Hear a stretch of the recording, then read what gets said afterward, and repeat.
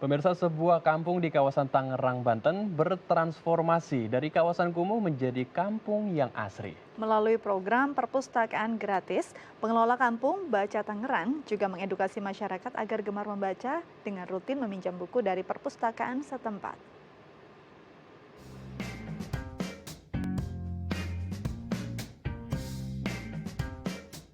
Keberadaan Kampung Baca atau Kampung Bangun Cita-Cita di RW 10 Kecamatan Benda, Kota Tangerang, Banten tidak terlepas dari peran salah satu warganya yang bernama Abdul Rohman.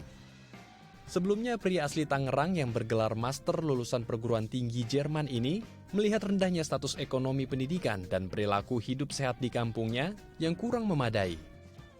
Ia pun kemudian mengajak warga sekitar untuk membangun program kesehatan, lingkungan, dan pendidikan non-formal. Pada tahun 2017, Kampung Baca ini membuat program Kampung PHBS atau Perilaku Hidup Bersih dan Sehat. Di sini warga menghiasi setiap gang pemukiman dengan tanaman hidroponik. Ada pula perpustakaan gratis, pelatihan komputer, kursus bahasa, public speaking, dan kelas belajar gratis. Dalam beragam kegiatan tersebut, warga sekitar diberdayakan menjadi tenaga pendidik yang disebut relawan kebaikan. Tak hanya itu, Kampung Baca juga membangun warganya agar mampu berdiri di atas kaki sendiri. Seperti program ekonomi mandiri bernama Pesantren Wirausaha. Dalam wadah ini, kaum ibu di kampung ini berkreasi memanfaatkan barang bekas untuk didaur ulang menjadi barang yang bernilai jual. Seperti pipa bekas yang diolah menjadi souvenir. Untuk memasarkan karya mereka, kerjasama dengan pengelola hotel dan restoran terdekat pun dilakukan. Dan sebagian hasil penjualan souvenir pun dialokasikan untuk biaya operasional program pendidikan. Ya, lalu seperti apa konsep pendidikan menjaga lingkungan dan pemberdayaan di Kampung Baca ini? Kita telah terhubung dengan Bapak Abdul Rohman Hafid selaku pendiri Kampung Baca. Selamat pagi Pak Abdul, apa kabar Pak? Ya, pagi. Baik. Terima kasih Baik. Pak Hendro dengan Bu Astia ya. Ya, Ya, Pak Abdul, tadi kita lihat dari tayangan ini ada gerakan yang sangat menarik dan inspiratif sekali ya Dika. betul. Gerakan kebaikan membangun kampung ini seperti gerakan dari warga untuk warga dan oleh warga ya Pak. Dan Betul Pak sekali. Abdul ini sendiri juga sudah belajar sampai ke luar negeri, namun kembali lagi ke Indonesia, ke kampung halaman untuk membangun kampung itu sendiri. Ini seperti apa konsep dari Pak Abdul yang Pak Abdul terapkan? Apakah ini ilmu dari luar negeri yang Pak Abdul kemas dan dibawa pulang ke Indonesia atau seperti apa konsepnya Pak? Ya, baik. Kebetulan memang saya belajar tentang manajemen inovasi teknologi. Kemudian para alumni Jerman setelah kembali ke Indonesia, mereka difasilitasi oleh sebuah NGO di bawah pemerintah Kementerian Ekonomi Jerman untuk mengabdi selama 2 tahun. Dikontrak sama pemerintah Jerman, lulus dari Jerman, dikasih biaya operasional dan biaya untuk pengembangan proyek. Saat itu di tahun 2015 sampai tahun 2017 saya mengabdikan diri untuk mengembangkan beberapa proyek di Indonesia.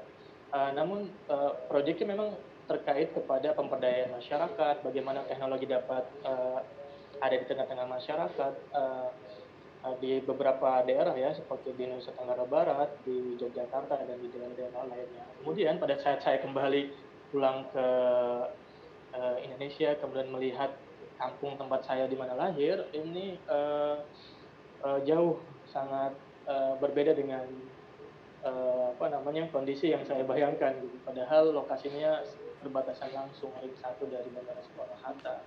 Ekonomi, kemudian daya saing manusianya ini masih jauh. Akhirnya saya mencoba untuk menggunakan jaringan yang saya punya untuk ikut berkontribusi terhadap kampung halaman. Waktu itu kami bekerjasama dengan stakeholders yang ada, salah satunya dari perusahaan BUMN ya di PT Angkasa Pura, untuk bisa kita bangun satu buah program yang unik, yang berbeda, yang nggak sama, yang anti mainstream. Waktu itu saya masuk lewat program perpustakaan di tengah-tengah kampung. Hmm. Kalau memang pertanyaannya adalah bagaimana bisa meyakinkan masyarakat ada perpustakaan di tengah-tengah kampung?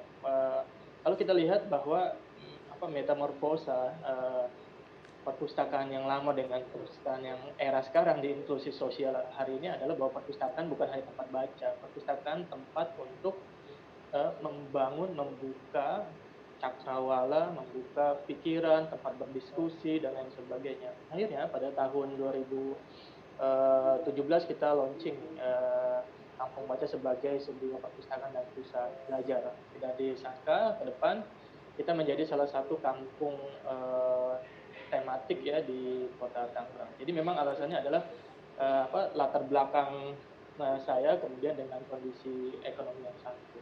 Di Baik. wilayah saya pada saat itu memang memprihatinkan terutama pada akses orang asing keluar masuk dari Mhm. karena banyaknya kontrakan dan kos-kosan, itu banyak sekali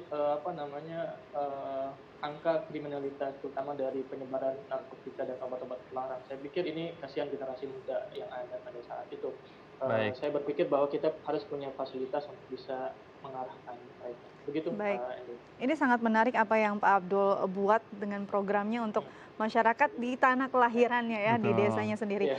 Yang menarik bagaimana cara Anda dan metode apa yang Anda terapkan untuk bisa mengubah cara pandang masyarakat di sana Ya. bahwa desa itu sebenarnya potensial untuk bisa menjadi tempat untuk berkarya.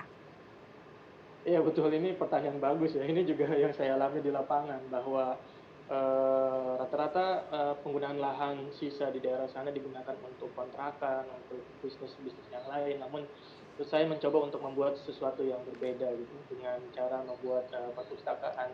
Lalu sebenarnya memang di tahun-tahun pertama Kampung Baca ini punya hambatan keterlibatan warga yang tidak terlalu banyak karena mereka belum tahu konsep apa yang saya ingin bangun. Walaupun pada saat itu saya meyakini bahwa kita punya initiation stage yang jelas bahwa 1 tahun ini kita ingin menanamkan terlebih dahulu memperkenalkan program-program kerja kita. Tahun kedua ternyata saya ingin memulai memperkenalkan Kampung Baca ke instansi pemerintahan terutama di Kota Tangerang saat itu dengan menggandeng program Kampung Baca menjadi program kampung tematik. Nah, pada saat itu ketika orang luar sudah mulai berkunjung ke kampung kita gitu, melihat ide apa yang kita bangun, mulai orang kampung sendiri sadar ya bahwa oh ada sesuatu yang beda nih gitu kan.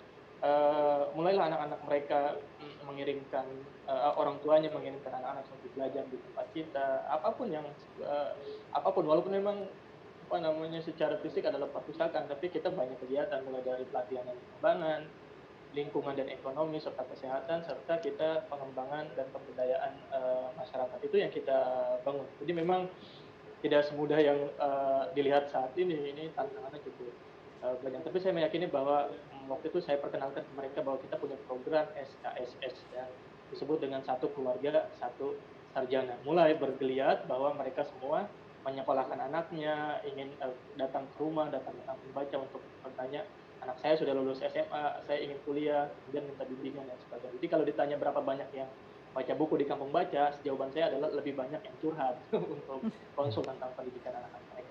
Begitu. Oke, baik. Ternyata mengubah itu kebiasaan Itu tidak sangat sulit. semudah, betul sekali. Nah, berbicara Iya. mengenai perubahan, Pak, ini kan banyak yang Pak Ramli bangun ya. Maaf, Pak Abdul bangun ya, mulai dari pendidikan, kemudian ada pembangunan pemberdayaan juga, dan juga ada Ya. perilaku hidup bersih dan sehat. Nah, perubahan yang paling signifikan sebelum dan setelah Pak Abdul sendiri sudah terapkan ajarannya itu seperti apa ya perubahan warga di sana, Pak? Oh iya, warga sekarang sudah terbiasa untuk tadi ya, perilaku hidup bersih dan sehat. Jadi kita terapkan kerjasama dengan RT, RW, lurah di sana bahwa setiap warga bertanggung jawab atas halaman depan rumahnya.